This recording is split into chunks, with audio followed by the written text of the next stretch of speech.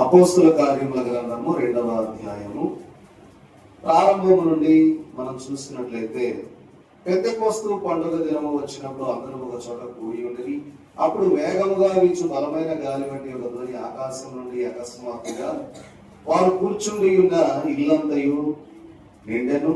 మరియు అగ్ని జ్వాలల వంటి నాలుకలు విభాగింపబడినట్లుగా వారికి కనబడి, వారిలో ఒక్కొక్కరి మీద వ్రాలగా అందరూ పరిశుద్ధాత్మతో నిండిన వారై ఆ ఆత్మ వారికి వాక్శక్తి అనుగ్రహించిన కొలది అన్య భాషలతో మాటలాడసాగిరి. చూడండి, అంటే ఇందాక మీరు వీడియో చూశారు. ఆ వీడియోలో ఏముంది అంటే, యేసుక్రీస్తు ప్రభు యొక్క శిష్యులు, అలాగే మరి తల్లి అయినటువంటి మరియమ్మ గారు, ఇంకా మరి స్టెఫను, వీళ్ళంతా కూడా 120 మంది శిష్యులు మేడగదిలో కూడుకొని ఉన్నప్పుడు, పరిశుద్ధాత్మ తండ్రి కోసం కనిపెట్టుకున్నప్పుడు, పరిశుద్ధాత్మ తండ్రి బలమైన గాలి వంటి వేగముతోటి ఆ గదిలోనికి వ్యాపించి వారి అందరిలోనికి పరిశుద్ధాత్మ రావడానికి సహాయం చేశాడు. దానికి ఏం జరిగిందయ్యా అంటే, 10 దినాలు వారు ఏక మనస్సు కలిగి ఒకే ప్రార్థన, ఒకే మనస్సు కలిగి చేశారు. కాబట్టి ఆ యొక్క గుమ్మరింపు అనేది ఆ యొక్క పండుగ దినాన కలిగింది. అయితే ప్రభు ఆరోహణమై వెళ్ళిన 10 రోజులకు ఈ పెంతెకోస్తు అంటే 50వ దినం, అంటే యేసుక్రీస్తు ప్రభు వారు పునరుద్ధానుడిగా లేచిన తరువాత నుండి 50 దినాలకు ఈ పెంతెకోస్తు పండుగ దినం అనేది జరిగింది. పెంతెకోస్తు అంటే 50వ. కాబట్టి ప్రభువు లేచినటువంటి దినము నుండి 50 రోజులకు ఏం జరిగింది అంటే, పరిశుద్ధాత్మ తండ్రి ఈ భూమి మీదకి సంపూర్తిగా కుమ్మరించబడడం జరిగింది. ప్రభువు చెప్పినట్టుగా, నేను వెళుతా ఉన్నాను, మీ కొరకు ఆదరణకర్తను పంపిస్తానన్నటువంటి ప్రభు వారి యొక్క మాటను బట్టి ఆదరణకర్తను ఆ 50వ రోజు, అంటే గమనించండి, అప్పటి వరకు పెంతెకోస్తు పండుగ ఉందా అంటే లేదు. పెంతెకోస్తు అనే మాట లేదు కానీ, పెంతెకోస్తు పండుగ అనేటటువంటి మాట లేదు కానీ, పాత నిబంధన కాలంలో ఇందాక మీరు చూసిన వీడియోలో అప్పటికి ఇంకా జరగలేదు కదా. వాళ్ళందరూ కూడా యెరూషలేము ఎందుకు వచ్చారు అంటే, వారముల పండగ. ఏం పండుగ అంట? వారముల పండుగ. అప్పటి వరకు దాని పేరు వారముల పండుగ అనేవారు. ఫల సంగ్రహపు పండగ అనేవారు. అంటే పంట పండించేటటువంటి రైతులు ఆ సమయంలో ఏంటంటే, ఇశ్రాయేలీయులకు 3 రకాల పంటలు ఉంటాయి. ఒక్కొక్క పంటకి ప్రియమైన వాళ్ళు ఒక పండగ ఆచరిస్తారు. ఒకటి పర్ణశాలల పండగ, రెండవది ప్రథమ ఫలముల పండగ, మూడవది ఫల సంగ్రహ పండగ. అదే వారాల పండగ, అదే పెంతెకోస్తు పండగ. అంటే యేసుక్రీస్తు ప్రభు వారు మరణించి ఆయన పునరుద్ధానుడిగా లేచినటువంటి దినము ప్రథమ ఫలముల పండగ చేస్తారు. అంటే అప్పటికి పంటకు వచ్చినటువంటి వాటిలో నుండి మొదటిగా వచ్చే కోత అన్నమాట. ఇప్పుడు మనం పంట వేసినప్పుడు మొదటి కోత ఉంటుంది. మిరగాయలు ఉన్నాయి అనుకోండి, ఏం చేస్తాం? మొదటిగా ఒక కోత కోస్తాం. మరి కొద్ది రోజులు అయిన తర్వాత పూర్తి స్థాయిలో పంట అనేది చేతికి రావడం జరిగింది అన్నమాట. అలాగే వీళ్ళకి ఒక పంట, ప్రథమ ఫలముల పండగకు ఒక పంట చేతికి వస్తుంది. అప్పుడు యేసుక్రీస్తు ప్రభు వారు ఆయన ప్రథమ ఫలంగా లేచినటువంటి విధానము, ఇశ్రాయేలీయులు జరిగించుకునే ప్రథమ ఫలముల పండగ కూడా 2 ఒకే రోజు అయిపోయింది. అలాగే అది జరిగిన తర్వాత 50 రోజులకి వీళ్ళకి పంట అంతా చేతికి వచ్చేస్తుంది. గోధుమలు, ఇందాక మనం చూసాం, ద్రాక్షలు, యాపిల్, ఇదంతా కూడా ఆ టయానికి చేతికి వచ్చే పంటలు. ఆ పంట వచ్చినప్పుడు వాళ్ళు, అప్పటికి ఆత్మ కుమ్మరింపు పండుగ జరగల, దానికంటే ముందు జరిగిన సంగతి నేను చెప్తున్నా. వాళ్ళు ఏం చేస్తారంటే, ఆ పంట అంతా తీసుకొచ్చి ఫల సంగ్రహ పంటలో కొంత భాగం దేవుని దగ్గరకు తీసుకొచ్చి యాజకునికి ఇచ్చి వారు ఏం చేస్తారంటే దేవుని మహిమపరుస్తారు. అలాగా ఫల సంగ్రహపు పండగ. ఇప్పుడు ఈ ఫల సంగ్రహపు పండగ రోజు అంటే వారముల పండగ. ఎట లెక్క పెడతారంటే, యేసుక్రీస్తు ఒకవేళ ప్రియమైన వాళ్ళ పస్కా పండగ నుండి వారు లెక్కేసుకుంటూ వచ్చి, చూడండి మరి ప్రథమ ఫలముల పండగ నుంచి మనం గమనించినట్లయితే 7 వారాలు లెక్కేసుకుంటారు. 7 వారాలు లెక్కేసుకొని 7 ఎంత 49. 7 శనివారాలు వాళ్ళకి సబ్బాతు దినం అంటే విశ్రాంతి దినం శనివారం కనుక 7 శనివారాలు దాటిన తర్వాత 7 49 రోజులు అయిపోయాక 50వ రోజు వాళ్ళు వారాల పండుగ చేస్తారు. ఆ 50వ రోజు ఏమంటారు అంటే గ్రీకు భాషలో పెంటకాస్ట్ అంటారు, అంటే పెంతకోస్తు అంటే 50వ రోజు. కాబట్టి అదే 50వ రోజున పరిశుద్ధాత్మ తండ్రి మేడగదిలో వాళ్ళందరి మీద అదే పండగ రోజు వచ్చాడు. అప్పుడు యెరూషలేములో మరి అక్కడ రాయబడి ఉంటది ఎవరి అంటే యూదులైన వాళ్ళందరిలో కూడా ప్రతి ఒక్కరు కూడా ప్రతి పురుషుడు యెరూషలేములో కనబడాలి. కాబట్టి ఆ సమయంలో ఈ పండగ అనేది జరగడం, పరిశుద్ధాత్మ తండ్రి ఈ భూమి మీదకు రావడం అనేది జరిగింది. తెలిసిన ప్రతి ఒక్క యూదుడికి కూడా ఏం తెలియాలంటే పరిశుద్ధాత్మ తండ్రి ఈ భూమి మీదకి వచ్చాడన్న సంగతి తెలియపరచగలందులకే ఒకవేళ దేవుడు అదే రోజున వీళ్ళకి ఆత్మ కుమ్మరింపు కలిగించాడు. కాబట్టి ఇది చరిత్ర, జరిగినటువంటి చరిత్ర. చూడండి ప్రియమైన వాళ్ళారా, మనం గమనిస్తే దేవుడు పైనుండి మనకి మంచుని, వర్షాన్ని, ఎండని, వెలుగుని అన్ని కూడా పైనుండి మనకి ఇచ్చినట్లుగానే పరిశుద్ధాత్మ తండ్రిని కూడా ఆయన పరలోకం నుండి మన కొరకు ఈ భూమి మీదకి అనుగ్రహించాడు. మీ అందరికీ మరణాత అర్థమవుతుందా? యూదులకు 7 రకాల పండుగలు ఉంటాయి. అందులో ప్రాముఖ్యమైన పండుగలు 3 పండుగల్లో వాళ్ళు కంపల్సరిగా యెరూషలేముకు రావాల్సిందే.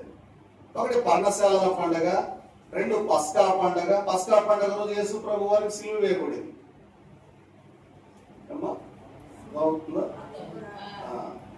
మరి అలాగే 3వది పెంతెకోస్తు పండుగ. ఈ 3 పండుగలకి వాళ్ళు కంపల్సరీగా యెరూషలేముకి రావాలి. కాబట్టి ఈ రీతిగా మనం గమనించినట్లయితే ప్రియమైన వాళ్ళారా, మరి ఇక్కడ క్రైస్తవ్యం అనేది కూడా వ్యవసాయంతో పోల్చబడినట్లుగా యేసుక్రీస్తు ప్రభు వారు కూడా మరి యోహాను సువార్త 15వ అధ్యాయంలో అంటాడు కదా, నేను నిజమైన ద్రాక్షావళిని, నా తండ్రి వ్యవసాయకుడు, మీరందరూ నాతో అంటగట్టుబడి ఉండాలా, అంటుకట్టబడితేనే మీరు నాతో ఉంటారు, లేదంటే మళ్ళీ మీరు వేరుగా ఉంటారు అని ప్రభువు స్వయంగా యోహాను సువార్త 15వ అధ్యాయంలో చెప్పాడు. మీరు నాతో పాటు అంటకట్టబడి ఉండాలా, నేను నిజమైన ద్రాక్షావళిని, నా తండ్రి వ్యవసాయకుడు అని తెలియజేసినట్లుగా మనం చూస్తూ ఉన్నాం. అయితే ఈ పెంతెకోస్తు పండుగ దినాన ఆత్మ కుమ్మరింపు, నేటి దిన మన అంశం ఏంటి అంటే ఆత్మ కుమ్మరింపు. ఈ ఆత్మ కుమ్మరింపు దినాన మనం చూస్తే 120 మందికి మేడగదిలో పరిశుద్ధాత్మ కుమ్మరించబడడం జరిగింది. వీళ్ళు బయటికి వెళ్ళినప్పుడు అందరూ వీళ్ళు భాషలతో మాట్లాడుతూ ఉంటే వీళ్ళేదో పొద్దున్నే వేసారు రమ్మందు, అందుకే వీళ్ళు ఎట్టా మాట్లాడుతున్నారని చెప్పంటే అప్పుడు పేతురు గారు ఒకసారిగా లేచి పరిశుద్ధాత్మతో నింపబడి ఆయన అంటాడు, ఏమయ్యా పొద్దు పొడిసి అంతా జామైనా కాలేదు, ఎంత పొద్దున్నే ఎలా తాగారని అంటున్నారు మీరు, ఇది పరిశుద్ధాత్మ చేస్తూ ఉన్నటువంటి కార్యాలు అని చెప్పి అప్పుడు ప్రభువుల గురించినటువంటి సంగతులు నేను రాత్రి చెప్పుకున్నాను. ఆ సంగతులన్నీ కూడా చెప్పి అంటాడు, మీరే యేసుక్రీస్తు ప్రభు అని చంపేశారంటే అప్పుడు దానికి అయ్యా ఇదిగో మనం చంపిన మాట వాస్తవమే, మా పితరులు చేసిన మాట వాస్తవం, అయితే మేమేం చేయాలంటే మీరందరూ మారు మనస్సు పొందండి, రక్షణ పొందండి అంటే ఆ రోజు పండిన పంట ఎంతమంది అంటే 3000 మందికి ఆ రోజు బాప్తిస్మం ఇవ్వడం పేతురు గారు జరిగించారు. చూడండి ప్రియమైన వాళ్ళారా, మనం గమనించినట్లయితే బోధ ద్వారా మనం గమనిస్తే యేసుక్రీస్తు ప్రభు వారు బోధ చేసి 12 మందిని శిష్యుల్ని రక్షించారు, చేర్చుకున్నారు. యోనా గారు 120,000 మందిని ఆయన బోధ చేశాడు. నినివే పట్టణానికి వెళ్ళి బోధ చేసి నశించిపోతా ఉన్న 120,000 మందికి ఆయన బోధ చేసి ఏం చేశాడంటే ఆ 120,000 మందిని కాపాడాడు. పేతురు గారు బోధ చేసి ఎంతమందిని కాపాడారు, రక్షించారు? ఒక్క బోధకి 3,000 మంది. ఇప్పుడు వీళ్ళందరూ ముగ్గురులో ఎవరు గొప్ప అంటారు? ప్రభువు సంపాదించింది 12 మందినే, అందులో ఒకడు వెళ్ళిపోయాడు 11. మరి యోనా గారు 1,20,000 మంది నినివే పట్టణాన్ని కాపాడాడు, పేతురు గారు 3,000 మందిని రక్షించారు. వీళ్ళలో ఎవరు గొప్ప? బాగా చెప్పారు. కానీ ప్రియమైన వాళ్ళరా, మీరు చెప్పడం మంచిదే, ఈ 1,20,000 మంది పొందినటువంటి మారు మనసు కేవలం కొద్ది దినాలు మాత్రమే ఉంది. నినివే పట్టణానికి యోనా గారు వెళ్ళి బోధిస్తే వారందరికీ కూడా దేవుని యొక్క కృపతోడైన వారిని రక్షించబడితే కేవలం వారి కొద్ది దినాల్లో మళ్ళీ దొరికిపోయారు. ఈ 3,000 మంది పేతురు గారు రక్షిస్తే అందులో ఎంతమంది ప్రభుతో ఉన్నారో, కానీ యేసు ప్రభు వారు బోధ ద్వారా రక్షింపబడిన 12 మందిలో ఒక యోధ తప్పిపోయాడు. 11 మంది భూమిని తలక్రిందులు చేసేవారు అయ్యారు. అంటే భూమి దిగంతముల వరకు, అంటే భూమికి అంచు అనేది ఎంత వరకు ఉందో అంతవరకు ఆ 11 మంది వెళ్ళి సువార్త ప్రకటించారు. కాబట్టి ఇప్పుడు చెప్పండి, ఎవరి బోధ? యేసు క్రీస్తు ప్రభు వారి యొక్క బోధ. కాబట్టి ఎవరయ్యా గొప్ప నాయకుడు అంటే యేసు క్రీస్తు ప్రభు వారిని మనం చెప్పవచ్చు. దైవజనులు ఈ మాటలు తెలియజేస్తూ, ఈ పరిశుద్ధాత్మ అనేది నింపుదల రావడానికి దైవజనులు అన్నారు, పరిశుద్ధాత్మ కుమ్మరింపు కూడాలు 10 దినాలు పెట్టుకోండి అబ్బాయి, పెట్టుకొని చెయ్యండి అన్నారు. ఆ కాలంలో దైవజనులు ఫాదర్ దేవదాసయ్య గారు ఇలాగే కూటాలు 10 దినాలు కూటాలు పెట్టి జరిగిస్తూ ఉన్నప్పుడు అందరూ కూడా పరిశుద్ధాత్మతో నింపబడుతూ ఉన్నటువంటి సమయంలోనట మరి గొర్రెలు కాసేటటువంటి మంద కాపర్లు కూడా అక్కడ ఉండి చూశారంట, ఏంటి ఇక్కడ ఏందో జరుగుతా ఉన్నది, మనం కూడా వెళ్ళి చూద్దామని చెప్పి మరి ఆ మందనంతా కూడా అక్కడ ఒకసారి సమకూర్చి వాళ్ళిద్దరు కూడా వచ్చి ఏం జరుగుతుందని చెప్పి వాళ్ళు కూడా వాళ్ళతో పాటు మోకరించేసి ఆ ధ్యానంలో అలాగే ఉండిపోయారంట. మరి దైవజనులు ఆత్మ కుమ్మరింపు కూటంలో దేవుని వాక్యం బోధిస్తూ కనిపెడుతూ ఉన్న సమయంలో వీళ్ళతో పాటు వాళ్ళ మీద కూడా ఏమొచ్చింది అంటే పరిశుద్ధాత్మ కుమ్మరింపు వచ్చేసింది. వారు కూడా మరి ఆత్మతో నింపబడి వారు కూడా బలముగా మాట్లాడడం, ప్రియమైన వాళ్ళరా మరి భాషలతో మాట్లాడడం జరిగింది అని దైవజనులు కూర్చున్నటువంటి మరి ఆ కాలంలో ఉన్నటువంటి పెద్దలైన వారి నోట్స్ లో ఈ మాట రాయబడి ఉంది. అంటే ఆ కాలంలో ఉన్నటువంటి విధానము పరిశుద్ధాత్మ నింపుదల ఉన్నది. కాబట్టి ప్రియమైన వాళ్ళరా మరి దైవజనులు రాసినటువంటి పాటలో కూడా అంటారు కదా, నేనిక సిద్ధముగా లేనని తెలిసినది నీకు గానం పరిశుద్ధాత్మయే కడకు నన్ను సిద్ధము చేయను. నేనిక సిద్ధముగా లేనని తెలిసినది అంటే దైవజనులు అన్నారు, ప్రియమైన వాళ్ళరా నేను ఇప్పుడు సిద్ధం కాలేదు అని అంటున్నారా, నేను ఎప్పటికీ సిద్ధం కాలేనయ్యా అంటున్నారా? అమ్మా నేను ఇప్పుడు సిద్ధంగా లేను అని అంటున్నావా, నేను ఎప్పటికీ సిద్ధంగా లేనయ్యా అంటున్నావా? నేనిక సిద్ధంగా లేనని తెలిసినది నిరుకు గానం పరిశుద్ధాత్మయే కడపలను సిద్ధం చేయను అంటే నువ్వు ఏమని అనుకుంటా ఉన్నావు? నేను ఎప్పటికీ సిద్ధపడలేనయ్యా అంటున్నావా, ఇప్పటికీ సిద్ధపడలేకపోతున్నాను అంటున్నావా? అది గమనించుకో. కాబట్టి ప్రియమైన వాళ్ళరా మనం గమనించినట్లయితే చాలా సమయాల్లో మరి కొన్ని స్థలాల్లో చూస్తే మరి పరిశుద్ధాత్మ పెద్ద పెద్దగా భయంకరంగా అరుస్తూ ఉంటారు, అది సరైనది కాదన్నారు దైవజనుడు. కాబట్టి ఆత్మ వచ్చినటువంటి స్థితి మనకు లోపల ఉంటుంది. ఈ 10 రోజుల్లో నేను వాటి గురించి కూడా మరి మీకు చెప్పడం జరిగింది. అయితే దైవజనుడి కాలంలో గోగిరి భూషణం గారు అని ఒక ఆయన ఉండేవారు, పెద్ద ఆయన.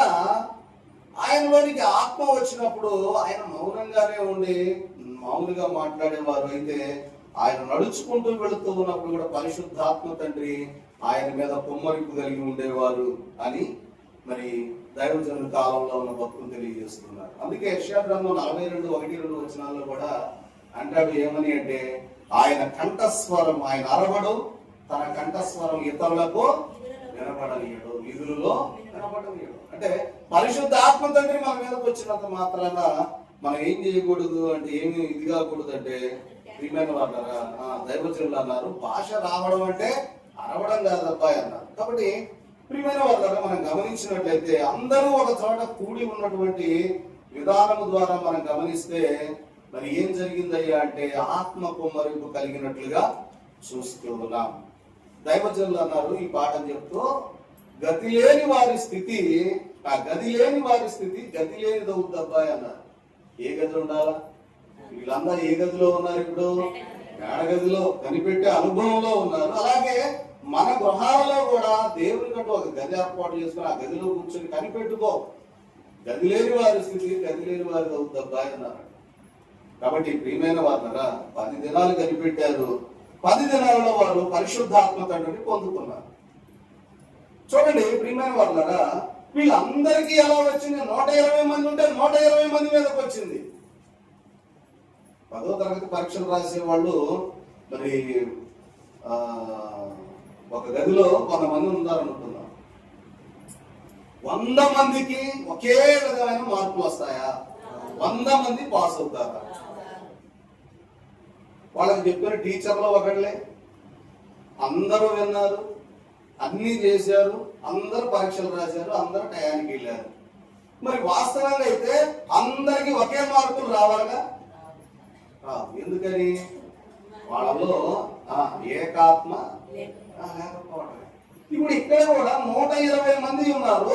120 మందికి అందరికి పరిశుద్ధాత్మ రావడానికి గల కారణం ఏంటంటే వారు ఏక మనస్సు కలిగి ఉన్నారు, ఏకాత్మ కలిగి ఉన్నారు. కాబట్టి వారందరి మీదకి కూడా ఏమొచ్చిందట?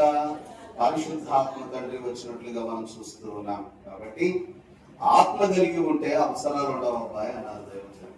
ఏంటంటే ఆత్మ కలిగి ఉంటే అవసరాలు ఉండవు. దేవుడే తగిన కాలం అందిస్తాడు అనేటటువంటి ప్రియమైన వార్తలు లూకాసు వార్త 10:13 మనకు కనబడదు. ఏమనంటే అడుగువానికి నేను ఆత్మను ఇస్తాను అని. కాబట్టి ప్రియమైన వార్తరా, దైవజనులు రాసినటువంటి పాటలో కూడా నేడు నందరు నేకముగనే కూడుకొని అది తలంచుకొని, నేడు నందరు నేకముగనే కూడుకొని అది తలంచుకొని, వేడుకొన్న ఎడలాత్మ పిరివిగానే వచ్చునట్టి పండుగ పెంతెకోస్తు పండుగ. ప్రియమైన వారులారా, నేడు అందరూ ఏకముగానే కూడుకొని అది తలంచుకొని వేడుకున్న ఎడల ఆత్మ ఏమైపోద్ది అంటే విరివిగానే వస్తుంది అన్నారు. నేడు అందరూ కూడుకుంటున్నావా? ఎంతమందిని కూడుకుంటున్నాం? ఎంతమంది ప్రార్థనలో ఉంటున్నాం? ఎంతమంది ప్రార్థనలో ఉన్నప్పుడు మాట్లాడుకోకుండా ఉంటున్నారు? 10 మంది ఉన్న మనమే 10 రకాలుగా ఉంటే 120 మంది ఉన్న వాళ్ళ పరిస్థితి ఏంది? వాళ్ళు ఏం కలిగి ఉన్నారు అంటే ఏక మనస్సు, ఏకాత్మ. కాబట్టి వాళ్ళు పొందుకోగలిగారు. కాబట్టి మనం కూడా ఆ రీతిగా ఉండాలి. అందుకే ప్రభు అంటాడు కదా, ఆత్మ లేని వాడు నా వాడు కాదు. కాబట్టి వారు పరిశుద్ధాత్మను పొందుకున్న తర్వాత శృంగారం అనేటటువంటి దేవాలయం యొద్దకు పేతురు గారు, యోహాను గారు వెళితే అక్కడ ఒక కుంటివాడు ఉంటే అతడు అడుగుతారు. ఏమని అంటే, ఏదైనా ఉంటే నాకు ఇయ్యయ్యా అంటాడు. అంటే ఏం ఆశిస్తా ఉన్నాడంటే ఆ కాలంలో డబ్బు లేదు కనుక వెండి బంగారాలు, అప్పుడే అందుకే పేతురు గారు వాళ్ళు అంటారు, వెండి బంగారాలు మా యొద్ద లేవు కానీ మాకు కలిగి ఉన్నదేదో అది నీకు ఇస్తానంటే ఆ భిక్షగాడు లేదా కుంటివాడు ఎలా చూసి ఉంటాడు? ఇదేందిరా ఇంటి బంగారాలు లేకపోతే ఆయన దగ్గర ఉన్నది ఏమి ఇస్తాడు మనకి అని అలాగే చూస్తాం. ఆయనకి ఏం కావాలి అంటే స్వస్థత గురించి అడగల. ఏం అడిగాడంటే ధనం అడిగాడు, ఏదైనా పేద సహాయం చేయమని అడిగాడు. కానీ వీళ్ళు ఏం చేశారయ్యా అంటే ప్రియమైన వాళ్ళరా స్వస్థత ఇచ్చినట్లుగా మనం చూస్తా ఉన్నాం. దైవజనులు అన్నారు, ఆ కాలంలో వెండి బంగారాలు లేవు, ఆత్మ ఉంది అన్నారు. యోహాను పేతురు గారి దగ్గర ఏముంది? వెండి బంగారాలు లేవు, ఆత్మ ఉంది. కానీ నేటి దినాల్లో దైవజనులు అన్నమాట వెండి బంగారాలు ఉన్నాయి కానీ ఆత్మ లేదబ్బా అన్నాడు. కాబట్టి ప్రియమైన వాళ్ళరా, ఈ భాగం అంటూ దైవజనులు అన్నారు, ఆత్మ గొప్పదా ఆస్తి గొప్పదా అని అడిగారు. నిజమేనా? రేపు స్టాంప్ పేపర్ రాయాలి మీరంతా. చూడండి ప్రియమైన వాళ్ళరా, దేవుని ఆత్మ పొందితేనే గాని రాకడ మేఘం ఎక్కలేము అన్నారు. కాబట్టి ప్రియమైన వాళ్ళు, అందుకే యోవేలు గ్రంథంలో మనం గమనించినట్లయితే అందరి మీద కుమ్మరించాలని, ప్రియమైన వాళ్ళ పరిశుద్ధాత్మను అందరి మీద కుమ్మరించబడును అన్న సంగతి మనకు అక్కడ తెలియజేస్తాడు. అయితే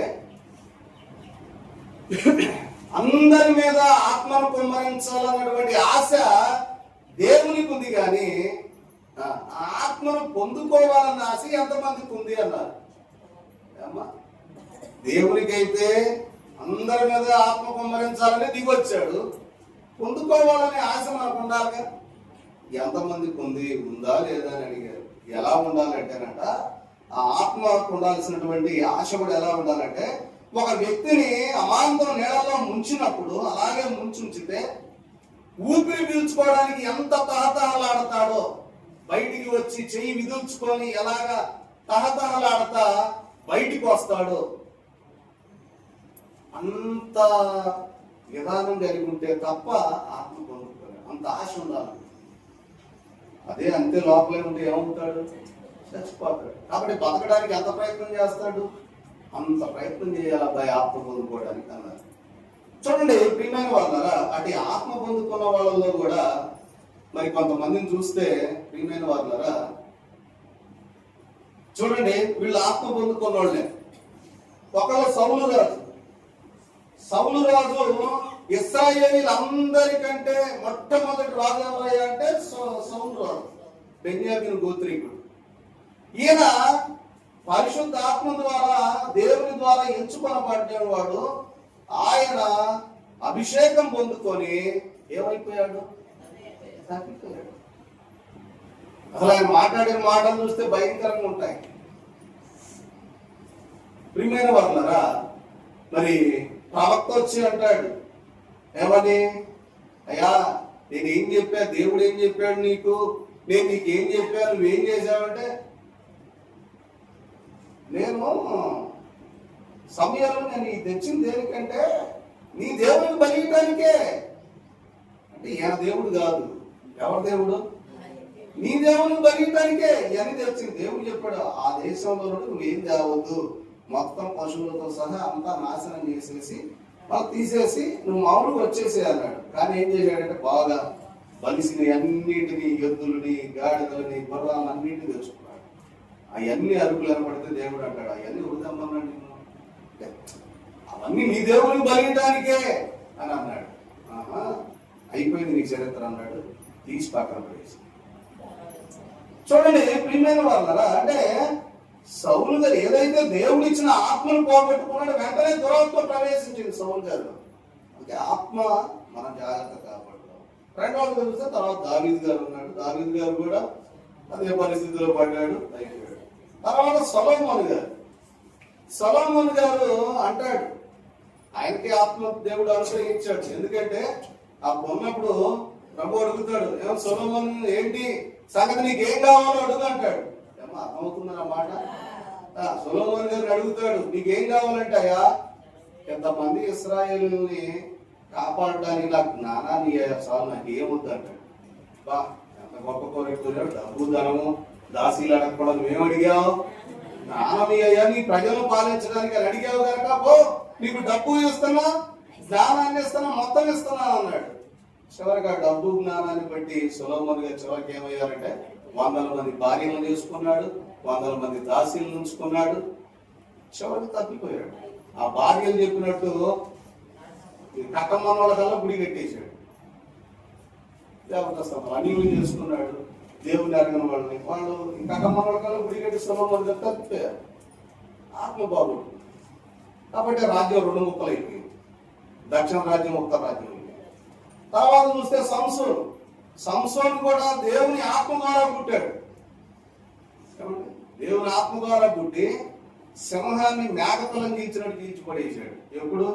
ఆత్మ ఉన్నప్పుడు. దేవుని ఆత్మ సహాయంగా ఉన్నప్పుడు సింహాన్ని ఏం చేశాడంట? అసలు మేకతలం గీల్చినట్టు గీల్చి అవతల పడేశాడు. ఎప్పుడైతే స్త్రీతో పాపంలో పడిపోయాడో చివరికి కట్టిన తాడు కూడా తెలుసుకున్నాడు. కాబట్టి ప్రియమైన వాళ్ళ ఆత్మ పొందటం జాగ్రత్తగా దాన్ని కాపాడుకోవాలి. కాబట్టి ప్రియమైన వార్తరా కొంతమంది ఆత్మ పొంది కూడా ఇలాగా తప్పిపోయినట్లుగా మనం చూస్తూ ఉన్నాం. ప్రజలు ఈ మాటలు తెలియజేస్తూ అన్నారు.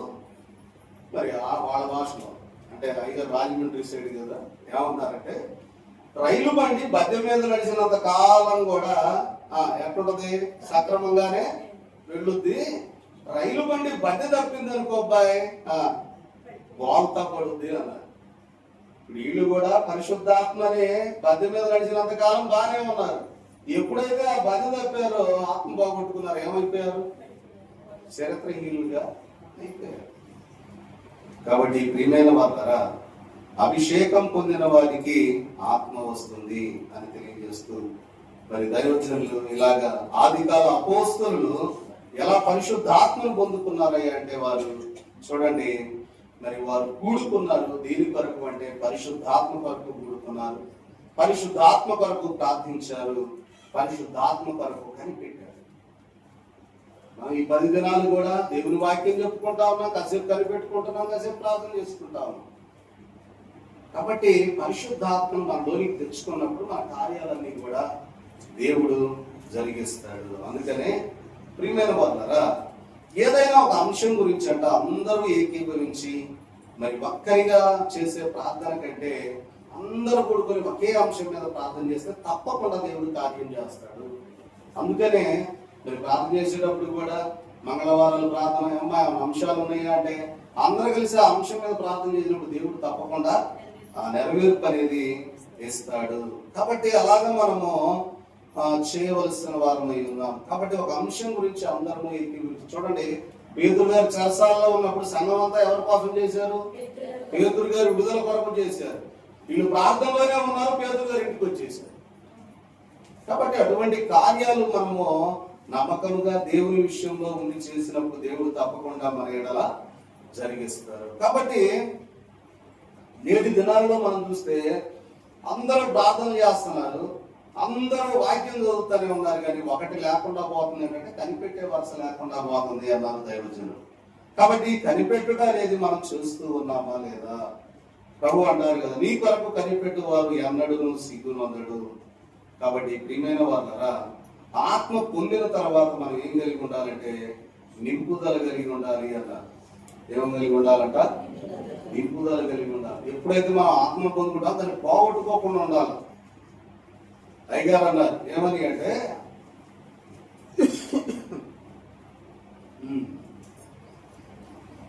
ఆత్మ నింపుదల కలిగి ఉండాలి.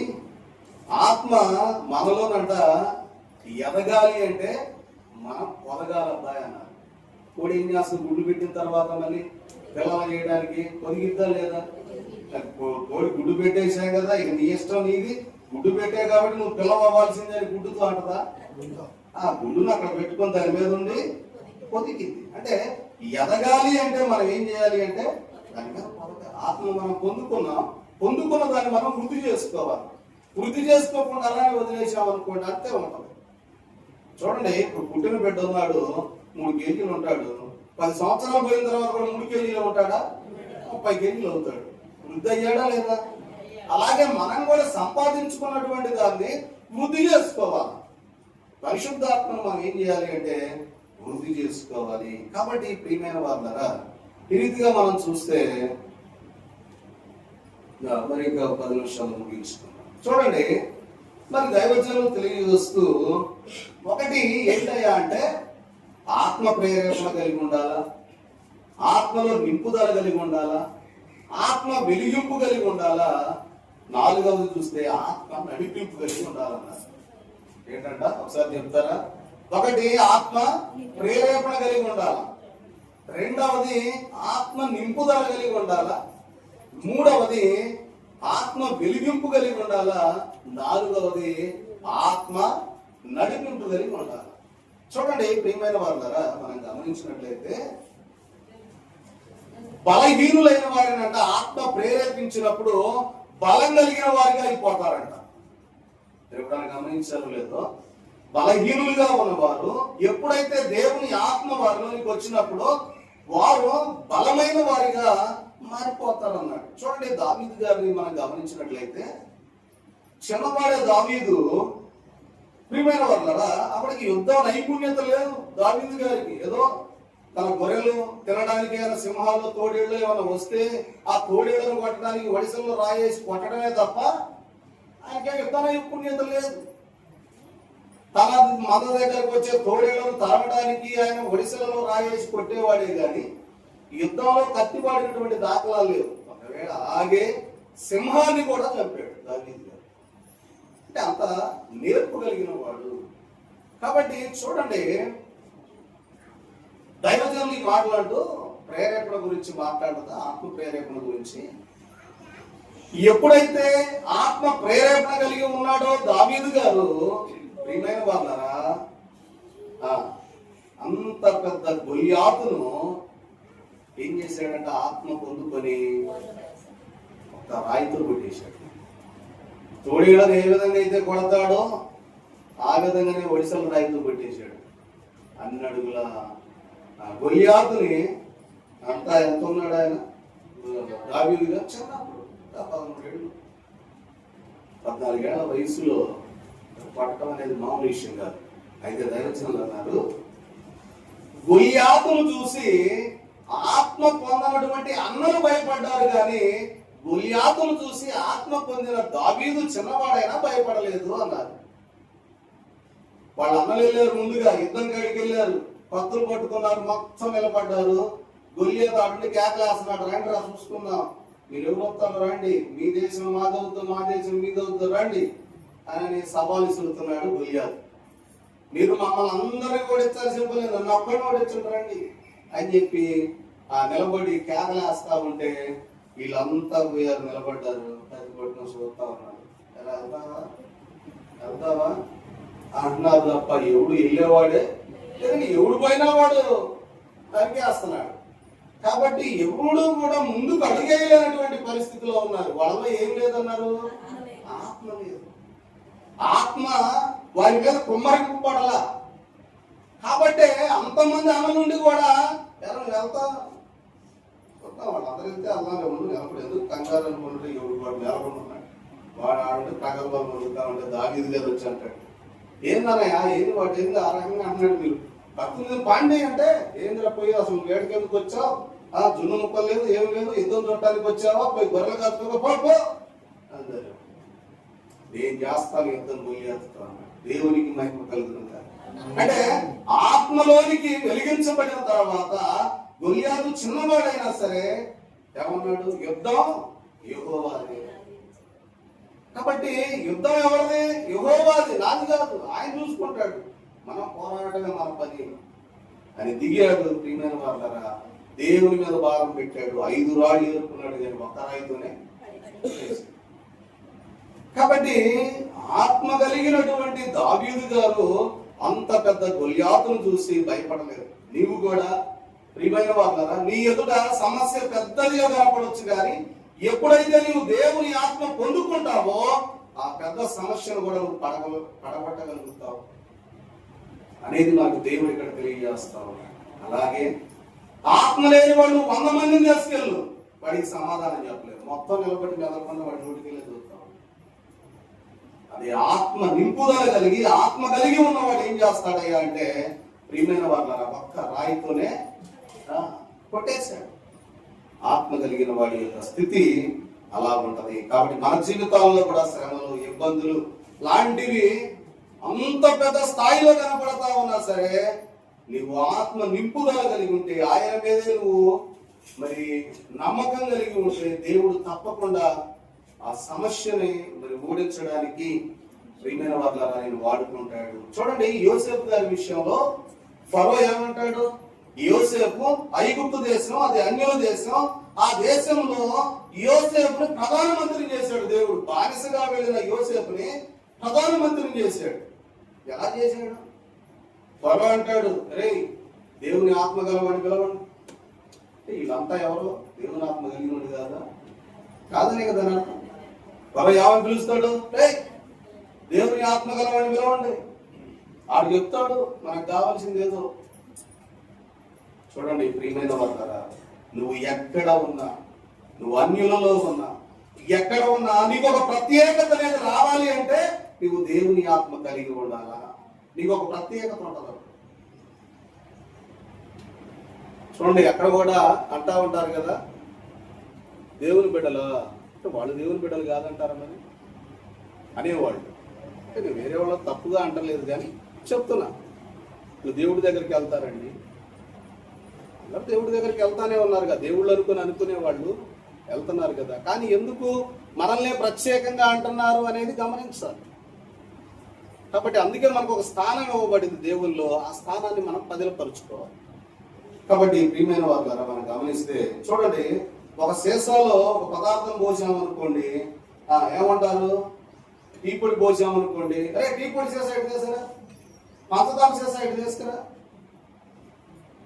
అందులో ఏం పోయలేదు ఖాళీ సీసా ఇటు తీసుకురా అంటారా అనరా?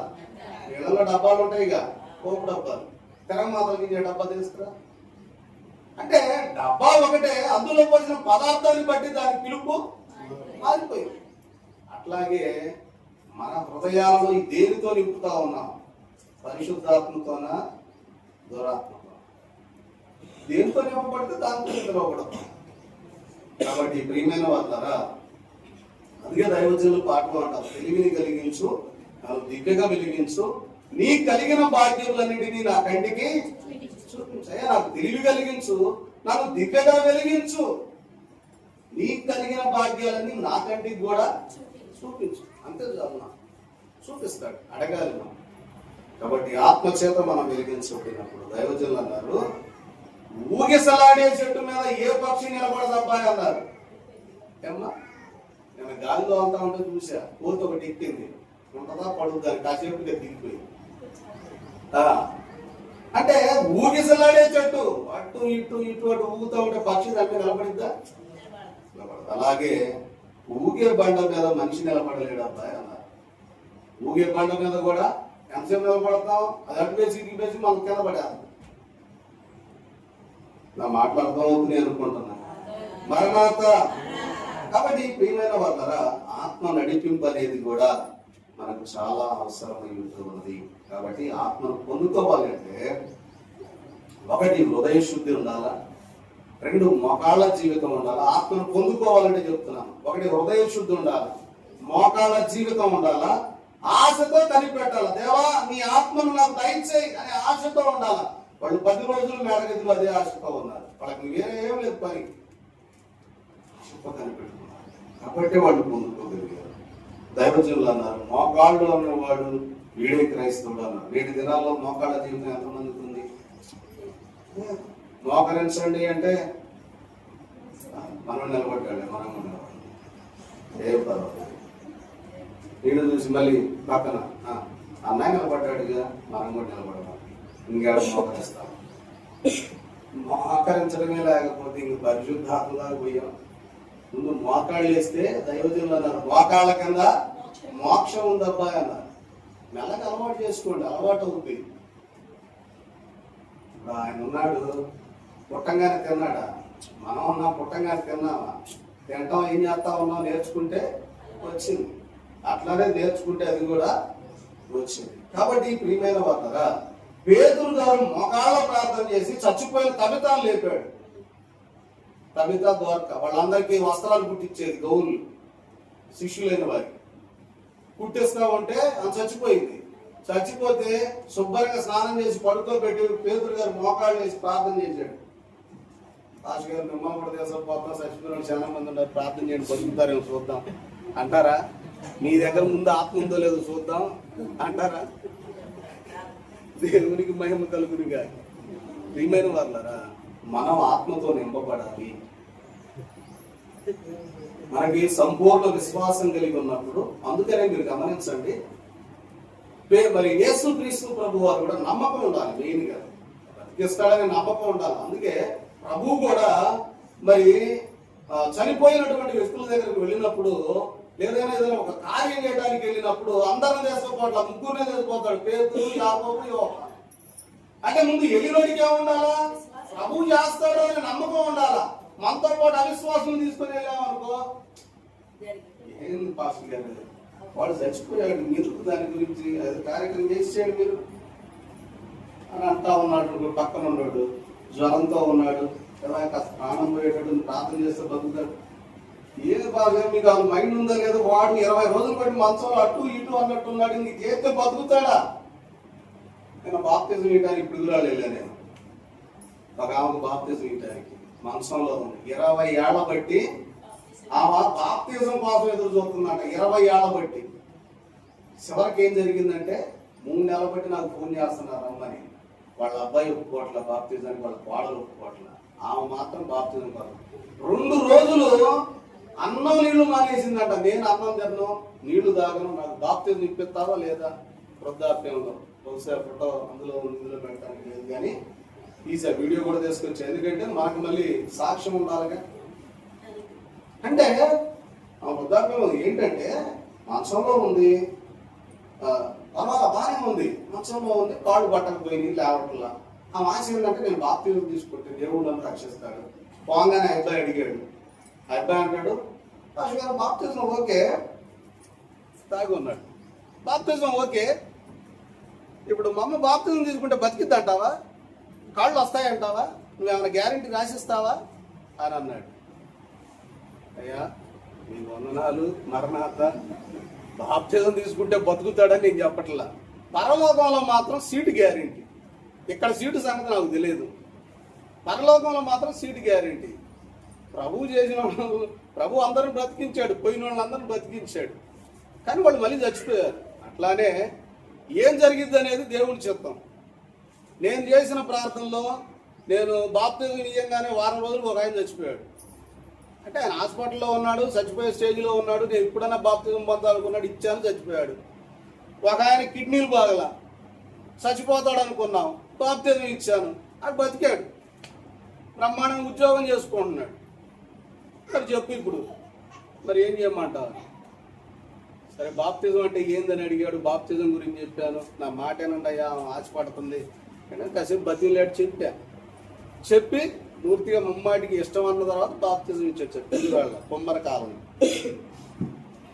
కాబట్టి ప్రియమైన వాళ్ళరా మనం గమనించినట్లయితే చూడండి, చివరిగా నా మాటలు ముగిస్తున్నాను, చాలా మాట్లాడేశాం. పేతురు గారు మోకాళ్ళు వేసి ప్రార్థన చేసి చనిపోయిన తల్లి తాను ఏం చేశాడట? బ్రతికించాడు. చూడండి ప్రియమైన వాళ్ళరా, ఆత్మ పొందక ముందు ఒక స్థితి, పొందిన తర్వాత ఒక స్థితి ఉంది.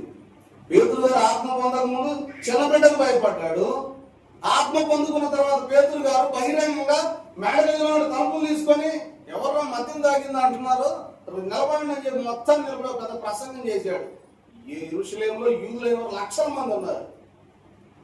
మొత్తం దెబ్బలు ఒక్కసారిగా ఇస్తుపోయి చూశారన్నమాట పేతురు గారికి. మీరు చేసిన పని ఏందో తెలుసా? మీరే మొత్తానికి ఆయన చంపేసిందని చెప్పి చేస్తే మమ్మల్ని ఏం చేయమంటారంటే బాప్తిజం, రక్షణ పొందండి, మీ మనసు మార్చుకోండి అని చెప్పేశాడు. చూడండి తోమా గారి విషయంలో కూడా మీరు చూస్తే తోమా గారు ఎప్పుడు కూడా అనుమానమే.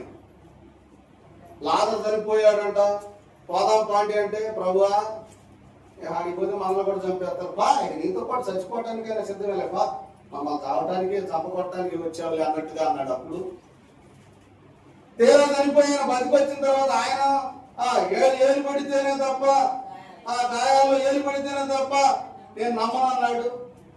ఎప్పుడైతే పరిశుద్ధాత్మను పొందుకున్నాడో మొదటి శతాబ్దంలో తోమా గారు మన భారతదేశానికి వచ్చాడు. తమిళనాడు ప్రాంతానికి వచ్చి ఆయన చేసినటువంటి కార్యాన్ని చెప్పి మరి నా మాటలు ముగించేస్తాను. ఏంటంటే ప్రియమైన బాబున్నారా, రోజు తోమా గారు తమిళనాడు ప్రాంతంలో, అది కరెక్ట్ గా ప్రాంతం నాకు ఐడియా లేదు, మీరు గూగుల్లో కానీ యూట్యూబ్లో కానీ కొడితే ఆయన హిస్టరీ వస్తుంది. ఆయన రోజు వెళతా ఉంటే తమిళనాడులో మౌంట్ ఆఫ్ థామస్ అనేటటువంటి ప్రాంతం వెళతా ఉంటే ఒక చోట బ్రాహ్మణులు నిలబడి సంధ్యావందనం చేస్తా ఉన్నారట. అంటే మరి వాళ్ళు ఏం చేస్తారంటే బ్రాహ్మణులు నీళ్లు తీసుకొని ఇలాగా ఇట్లా పోస్తా ఉంటే చూశాడట. తోమా గారు చూసి ఏంటి నీళ్ళు ఇట్లా లేపు పోస్తా ఉన్నారు, ఆయన యెరూషలేము నుండి వచ్చాడు కదా, ఇక్కడ వాతావరణం అంతగా ఆయనకి తెలియదు కనుక ఆ సమయంలో ఏంటి నీళ్ళు ఇలా పోస్తా ఉన్నారని చెప్పి వాళ్ళు అయిపోయి బయటకు వచ్చిన తర్వాత అడిగారంట, అయ్యా ఏంటంటే మీరు ఇలాగా నీళ్లు తీసి పోస్తున్నారు ఏంటి అని అడిగారు. అంటే అప్పుడు వాళ్ళు అన్నారంట, అయ్యా మా పితరులైన వారు మరి వాళ్ళు చనిపోయారు, వాళ్ళ యొక్క దాహార్తి తీర్చడానికి నేను ఇక్కడ ఆ నీళ్లు తీసి మరి వాళ్ళకి అర్పిస్తా ఉన్నాను అని అన్నాడు. అదేంటయ్యా, ఎక్కడ నీళ్లు పోస్తే అక్కడ వాళ్ళ గొంతులు తడుస్తాయా అంటే అవునయ్యా తడుస్తాయా అన్నారు. అవునా, సరే సరే అని చెప్పి వెళ్ళిపోయాడు. తెల్లారు వచ్చాడు. ఒక 2 రోజులు, ఒక రోజు తర్వాత వచ్చాక ఇక తోమా గారు ఒక బకెట్ తీసుకొని అదే నదిలో నుండి ఒక కట్టేసి 7 నుంచి నీళ్లు తోడి అవతలకు పోతున్నాడంట. పోతా ఉంటే వాళ్ళు వచ్చి అడిగారంట, అరే ఏంటంటే నేను మమ్మల్ని అడిగారు, మీరేంటి నీళ్లు తోడి అవతలకు పోతున్నారంటే ఏమి లేదంటే నేను యెరూషలేములో నుండి వచ్చేటప్పుడు నాకు ఒక ఎకరం ద్రాక్ష తోట ఉందాడా, అందుకని ఆ ద్రాక్ష తోట తడవడానికి అని చెప్పి నేను నుంచి పోతున్నాను అంటే అక్కడికి 7 నీళ్లు పోతే ద్రాక్ష తోట ఆడేడ తడిదిద్దురా నాయన అన్నాడంటే. అదేంటండి, మీరు ఇక్కడ నీళ్లు పోతే పరలోకంలో అక్కడ మీ పితరుల గొంతులు తడుతూ ఉంటే అంతా నాది ఎంత దూరం ఉంటుంది, కొన్ని కిలోమీటర్లుగా 7 నుంచి నా ద్రాక్ష తోట తడవదా అని అడిగాడు. ఇలా ఆలోచన పడ్డాడు. ఇదేంటా నిజంగా మరి 7 నుంచి పోతే వాడు ద్రాక్ష తోట తడవకపోతే మనం పోసే నీళ్ళతో వాళ్ళ గొంతులు ఎక్కడ దొరుకుతాయి అని ఆలోచన చేసి, సరే ఏదైనా మీరు ఏదైనా అని చెప్పి వాళ్ళు ఆలోచన కలిగి వెళ్ళిపోయారు. వెళ్ళిపోతే ఒక రోజు అదే నది దగ్గర తోమ గారు వాళ్ళ కోసమే కూర్చున్నాడు. వచ్చారు, వచ్చి అబ్బాయి మీరు నీళ్లు పోస్తున్నారు, నిజంగా మీరు పోసే నీళ్లు కానీ వాళ్ళ గొంతు తడిసేటట్టే అయితే చూపించండి, నేను ఒక కార్యాన్ని మీకు చూపిస్తాను అని చెప్పి చూపించాను. వాళ్ళు నీళ్లు ఒక పని చేద్దాం, మీరు చేసేది నిజమే అయితే మీరు ఎత్తిపోసిన నీళ్లు పైన ఆగిపోవాలి అని చెప్పి అన్నాడు. వాళ్ళు ఎత్తిపోసారు, కింద పడ్డారు. తోమా గారు చూడండి ప్రియమైన వాళ్ళారా, తోమా గారు ఏం చేశారంటే ఆ నీళ్లు తీసుకొని ఎత్తి పైకి ఇసిరాడు. పైన తీసిన నీళ్లు పైన ఆగిపోయినాయి. పేరుంది లేదా కనపడదు. ఆ కింద నీళ్ళు ఏదైతే తీసారో ఆ గుంతంతే ఉంది. అది అదంటే వాళ్ళు ఉన్న పొలము, ఆ పొలంలో దిగారు, నీళ్లు తీసాడట, తీసిన కాడ గుంతంతే ఉంది, పైకి పోసిన నీళ్లు అంతే ఆగిపోయినాయి. అప్పుడు ఆ కాలంలో ఉన్న బ్రాహ్మణులు, అయ్యా పద నీతో పాటు అని చెప్పి మొట్టమొదట భారతదేశంలో క్రైస్తవ మతంలోనికి మారిన వారు ఎవరైనా అంటే బ్రాహ్మణులే. దేవునికి మహిమ కలుగును కాదు. ఎప్పుడు వచ్చింది ఇది? ఈ మధ్య 400 సంవత్సరాలు 300 సంవత్సరాల కింద కాదు, 2024 సంవత్సరాల కింద జరిగిన చరిత్ర నేను చెప్పేది. 2024 అంటే ఇంచుమించుగా 2000 సంవత్సరాల్లో ఇంచుగా 1900 సంవత్సరాల క్రితం జరిగిన సందర్భం అది. అమ్మగారు ఇక్కడికి వచ్చారు, అప్పుడు జరిగిన సందర్భం. ఇప్పుడు వచ్చి మామూలుగా ప్రభులోనికి వచ్చేది కాదు. ప్రభు వెళ్ళిన తర్వాత అందరు సువార్తకు ఎటువంటి వెళ్ళిపోతే తోమా గారు మన ఇండియా వచ్చారు. ఆయనను కూర్చున్న చరిత్ర తమిళనాడులో స్పష్టంగా ఉంటది. ఆయన తిరిగిన ప్రాంతం, ఆయన ప్రార్థన చేసినటువంటి స్థలాలు, ఆయనను ఎక్కడ ఎవరు చంపారో కూడా వివరంగా ఒక ప్రోగ్రాం అంతా కూడా అక్కడ ఉంటుంది. ఆయన ప్రార్థన చేసుకుంటా ఉంటే గుహ దగ్గర ఒక అతను బల్లెంతో తెచ్చి పొడుస్తాడు, పొడిస్తే చచ్చిపోతాడు. అదనమాట. అంటే ఆత్మ కలిగిన తర్వాత చేసే కార్యాలు ఎలా ఉంటాయి. నీళ్లు నిలబడటం అంటే నిలబడతాయి ఏం చేస్తాం, పైకి పోసిన నీళ్లు పైన నిలబడి కింద తీసిన కొంత అంతే ఉండిపోయింది. కాబట్టి ప్రియమైన వాళ్ళారా, దేవుని యొక్క ఆత్మతో చేస్తే, పరిశుద్ధాత్మతో నింపబడితే కార్యాలు జరిగించబడతాయి. కాబట్టి ఈ యొక్క పరిశుద్ధాత్మ కుమ్మరింపు కూటములో ఉన్నటువంటి మనము కూడా దేవుని యొక్క ఆత్మ పొందుకొని అటు కార్యములను, అలాగే మన జీవితాలలో ఏవైతే ఎదురవుతూ ఉన్నటువంటి సమస్యల విషయంలో దేవుని మనము సంపాదించుకునే విషయంలో కూడా ఆయనతో తోడుగా ఉండి, రాకడ అని అంటూ ఉన్నాం. రాకడ సమీపంగా ఉంది. రాకడలో వెళ్ళగలగాలంటే పరిశుద్ధాత్మ నింపుదల కూడా మనం కలిగి ఉండాలి. అంటే దీవెన ఆశీర్వాదం చేరి వచ్చిన మన ఎల్లరకు నేటి దిన వాక్కుల ద్వారా ప్రభువు మనకు అందించి దీవించి మనలను బలపరిచి ఆయన మహిమ మేఘమునకు మనలను సిద్ధపరచును గాక. ఆమేన్.